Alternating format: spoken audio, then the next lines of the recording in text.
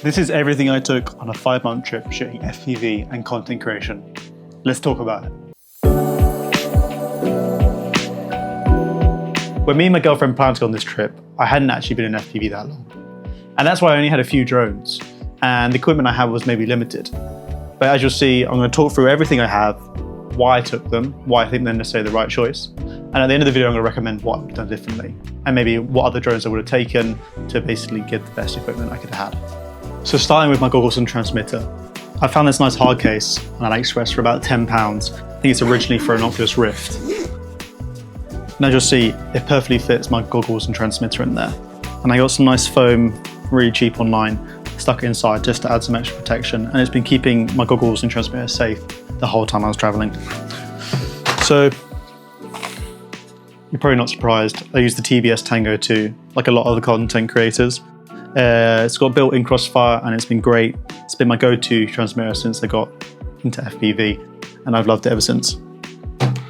Next up, I fly the DJI system, so I've got the goggles V2. Had these also pretty much since I started, and ever since I switched to DJI. I love these, great experience, really big field of view when you're flying, and although they're obviously a bit bulkier than the newer ones, goggles 2 or 3 now, they've been great ever since Go-To, and I've got the crystal patch on the front there with a little bit extra range. Next up, we have my first FPV drone, and this is a 5-inch custom built drone built by me. It would usually have the DJI O3 Air unit inside, and it has got GPS on the back. Pretty typical 5-inch build for freestyle / cinematic flying. It's got great range, 2 kilometers, 3 kilometers. Ends up being the point that your battery isn't going to last that long. Usually in here I keep spare other little bits and bobs, like sometimes the GoPro, spare other stuff, lots of spare props when flying, because surprisingly I only went through a couple in the whole time I was traveling, but this drone has been great for me. And then this is an extra power cable for the goggles, just for an XT60, so I can power off just a normal LiPo battery. And yeah, this has been a great drone. Surprisingly, I made this work and fly the entire time I was traveling for 5 months. No bad crashes until the very end of the trip. And it lasted great. I put some conformal coat on it to try and make it waterproof. Never really found out to see if it was fully waterproof. Yeah, but it's been an amazing 5-inch drone, and most of the clips you see across my page are all flown with this. Next up, we have my other FPV drone. This is the Cinebot 30 by FRC. It's been a great drone. I've got a whole review about it on my page, which I'll put down here.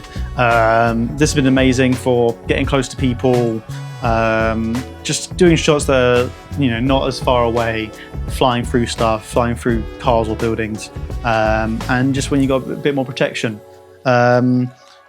I started flying this with the O3 Air unit at first, and then I actually put a normal GoPro on top of it, which is quite stretched, but I've got a whole video about the review on that, and that's been a great drone.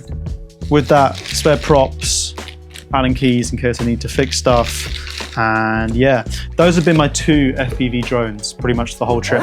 I did have a Darkstar 20, which it looks like this one here, and they've been great. Surprisingly, I've made those 2 FPV drones stay with me the entire 5 months I was traveling. And I think in a perfect scenario, traveling full time, you'd want more, because realistically, you're gonna probably crash and lose one somehow, touch wood. I didn't, and those 2 drones have lasted me the entire time. So it worked out for me, but I would probably recommend maybe taking 2 freestyle 5-inch drones, a Cinewhoop, and even more, to be honest, if you think you're at risk of losing one. So, but for size and transport, they've been ideal, because only taking 2 drones has been super easy to transport compared to taking more. Next up, we have the DJI Mini 2. I was using this just for those sort of panning cinematic shots for my videos. It's obviously an old drone now, so unfortunately it doesn't shoot in portrait mode, which would be ideal for social media. But it's just been great to have it. It's a super lightweight drone. I got this camera case off my mum, and it's been awesome. It literally fits the controller, and the drone all inside here and takes up really little space. And although obviously everything's in landscape 16:9, it's been great to have a drone like this. Next up we have my batteries. So for my 5-inch drone and my 3-inch Cinewood, I could use the same battery, which is a 6S 1300 milliamp hour battery. And I took about 4 or 5 on the trip. About halfway through, one of them was playing up and then another one sort of broke, so I picked up some more whilst in Australia. But throughout the whole trip I had 4 or 5 batteries, LiPos, for my drones. I found that was a good amount. I could charge pretty much every day in hotels or hostels along the way, and I never found myself flying like 6 times in one session. So for me, it worked out well. I also took two extra spare batteries, so 3 in total for the DJI Mini 2, and 1 DJI goggles battery. But using that cable I showed earlier, I could power the goggles off of this in the worst case scenario if I didn't have that charged.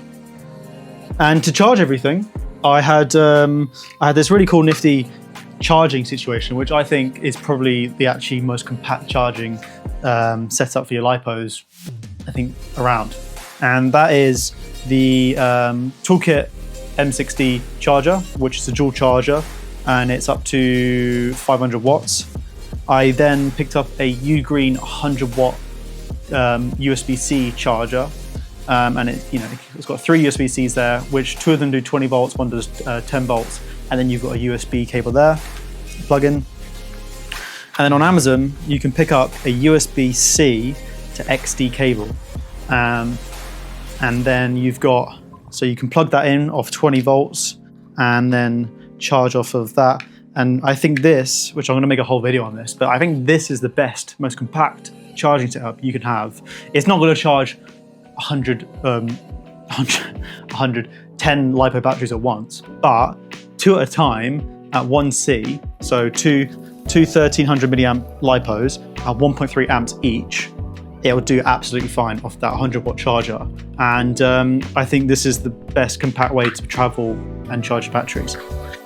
And then obviously, whilst I'm traveling, I had a basic adapter, UK, Australia, Asia, and this covered me for pretty much everywhere.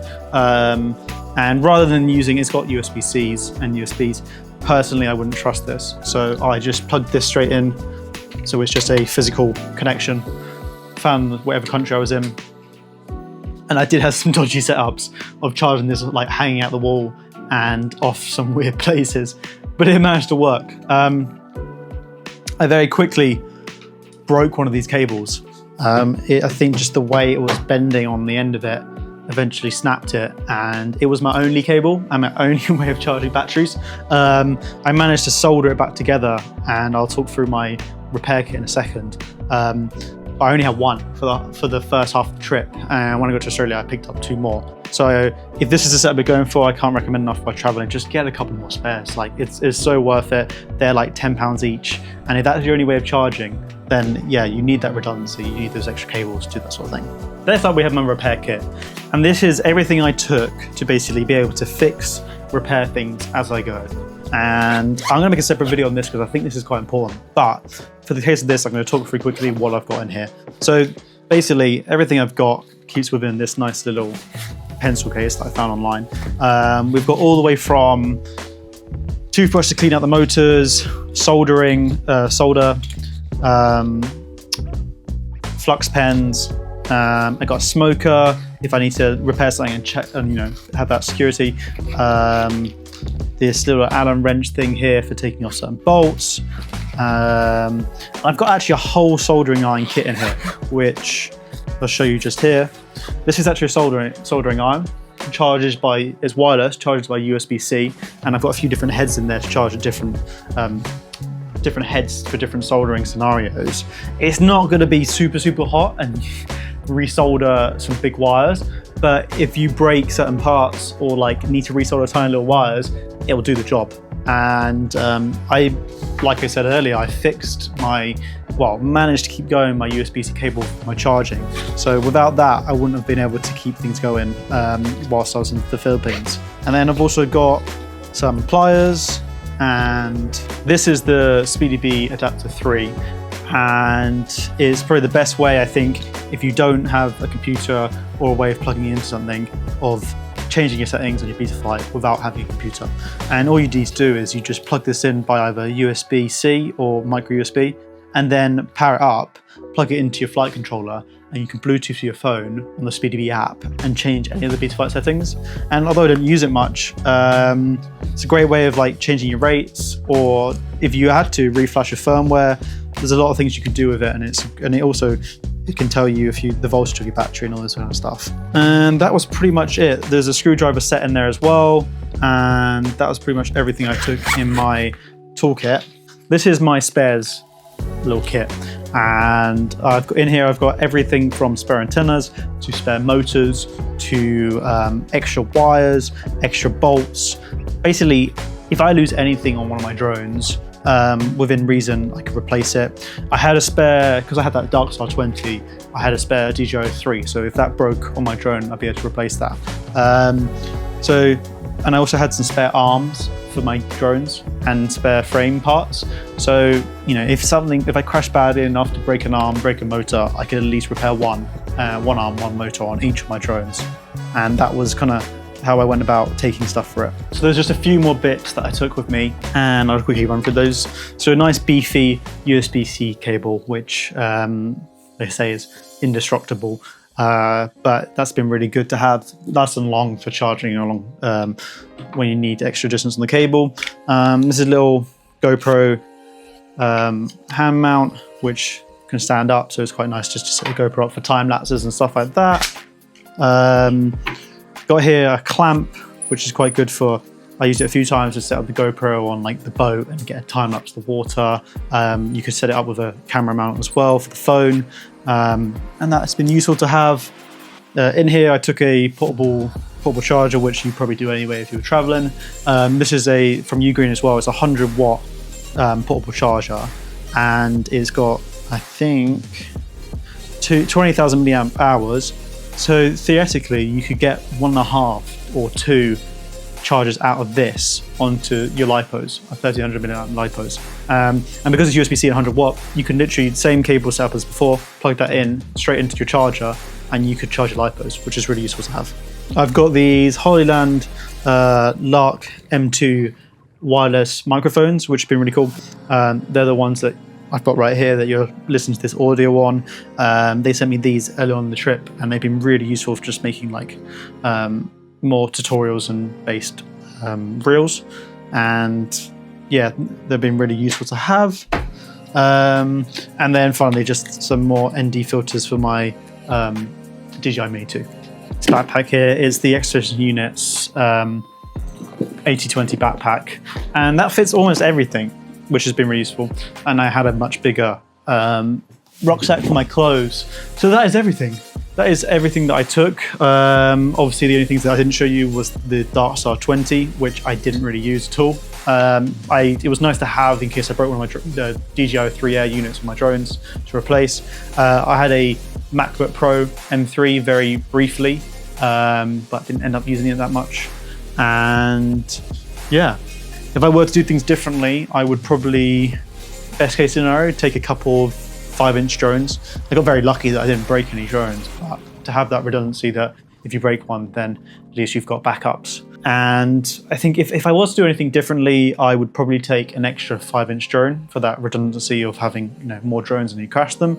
I can form coded on my drones, so I would recommend doing that if you're traveling and you're flying over water a lot. Learn how to do that. I would take probably extra cables. Like I said, I broke a cable early on, so I had to wait. I was using this like really fiddly cable just to charge my batteries for about a month, so definitely take more of those. And if I was in the situation to go again, I would take probably a newer DJI drone so I can get some nice portrait videos. Other than that, it worked out really well with the equipment I had. It was like obviously I made 2 drones last, so I didn't have to carry a third one, but there was a couple of scenarios where maybe like a 7-inch drone, longer range would have been good, something like the Chimera 7. But in most situations, I didn't need it. And the Cinebot 30 and my custom-built 5-inch drone was good for almost all scenarios. So, oh, actually, one other thing I would definitely take is, now that I have a naked GoPro Hero 12, I would definitely use that on my Cinebot 30. Although a normal size GoPro works and it flies okay, just to have something lighter and still get the same quality of footage, I would definitely take a naked GoPro. And yeah, so I hope you guys enjoyed the video. That's everything I took on 5 months of traveling, content creating and shooting FPV. You know, I've been on this journey of trying to better myself and produce better quality as I went on, and you know, went through shooting on DTO3 all the way to GoPro, and you know, if I go on a big trip again, then I'll definitely show you guys what I take, and I hope you enjoy this kind of content. So thank you.